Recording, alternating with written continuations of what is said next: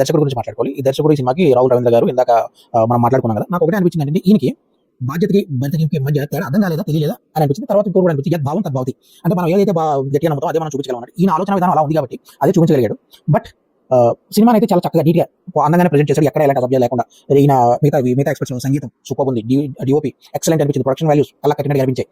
ఈ technical aspects లో అన్నింటిలో కూడా ఈ సినిమా బడ్జెట్ లో ఈయన చూపించిన ఒకే కాలేజ్ లో ఒకే సెట్ లో మొత్తం అంతా స్క్రీన్ నడిపించింది కదా, నెక్స్ట్ లెవెల్. సాంకేతిక విలువలు కూడా సూపర్. సో ఓవరాల్ గా ఈ సినిమాకి ఒక రేటింగ్ అంటూ ఇవ్వాలి అనుకుంటే కనుక నేను 3.5 ఇస్తాను. కథపరంగా కాదు, కథం పరంగా, టెక్నికల్ ఆస్పెక్ట్స్ పరంగా, అభినయాల పరంగా వీటన్నిటిని చూసుకుని నేను ఈ సినిమా అంటే కథ కూడా ఓకే, బట్ ఆయన భావం నాకు నచ్చలేదు, దాని గురించి మాట్లాడుతుంది. వీటన్నిటిని పోల్చుకుని 3.5 ఇస్తాను. సినిమా ఎలాంటి అశ్లీలత కానీ అసభ్యం కానీ లేదు. చెప్పాల్సిన పాయింట్ షూట్ గా స్ట్రైట్ గానే చెప్పాడు. అండ్ మనం ఫ్యామిలీతో, భార్యతో, పిల్లలతో, అమ్మ తల్లిదండ్రులతో అందరితో చక్కగా కలిసి కూర్చుని చూడాల్సిన సినిమా. కాకపోతే సినిమాగా ఎంజాయ్ చేయండి. అంటే కాయిన్ కి బొమ్మ పొరుసు